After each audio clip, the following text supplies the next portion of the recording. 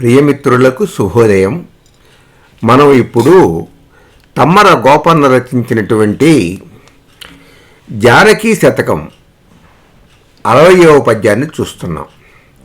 కాంత లతంత సౌరభ వికస్వర భస్వర పుష్పవాటికాభ్యంతర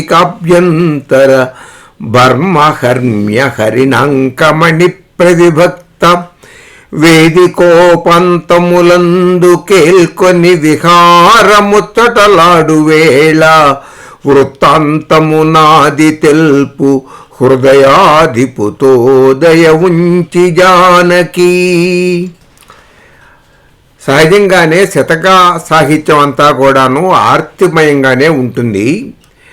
కవి తనను గురించి తండ్రి అయినటువంటి రామచంద్రునితో చెప్పమ్మా అని తల్లి సీతమ్మను ప్రార్థిస్తున్నటువంటి పద్యం ఇది.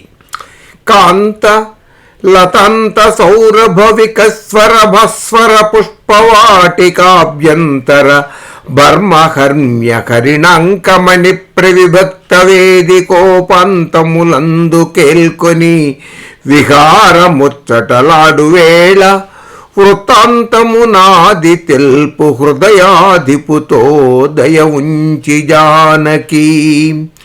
కాంత అమ్మా సీతమ్మ తల్లి, లతాంత సౌరభ వికస్వర భస్వర పుష్పవాటికాభ్యంతర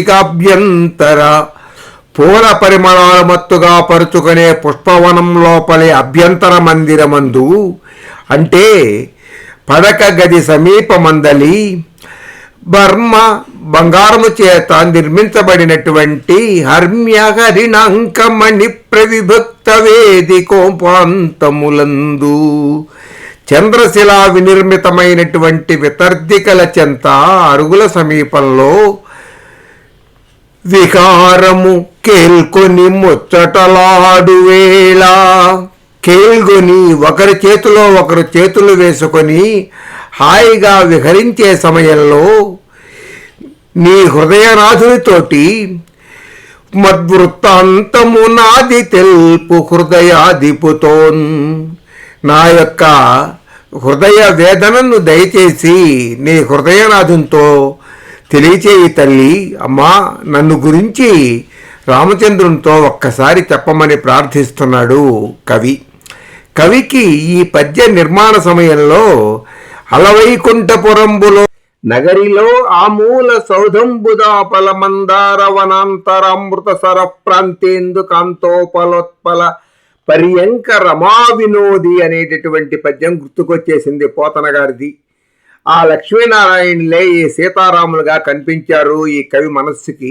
ఇంకేముంది, ఒక అందమైన పూల తోట, అందులో ఏకాంత మందిరం, దాని చెంత చంద్రశిలా నిర్మితమైన తిన్నెలు, వారి చెంత చేతిలో చెయ్యి వేసుకుని ముచ్చటలాడుకుంటూ విహరిస్తున్న కొత్త దంపతులు సీతారాములు కవి మనఃపలకం మీద కదలాడారు. ఎంత మధుర దృశ్యమో చూడండి. ఆ దృశ్యాన్ని దర్శించిన కవి ఎంత అదృష్టవంతుడో కదా.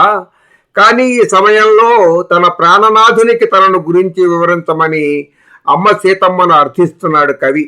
రామచంద్రునకు తన వంటి పాపాత్ముడి పాపాలను విని సహించి సముద్ధరించమని చెప్పడానికి ఇదే సమయమని కవి భావనై ఉంటుంది. అందుకనే నడిరేయి ఏ జాములో స్వామి నినుజేర దిగివచ్చునో విభునకు నామర వినిపించలేవా అంటూ ఆర్తితో వేడుకునే భక్త జన సందోహం ప్రభువుని నిత్యం పిలుస్తూనే ఉంటున్నారు. స్వస్తి.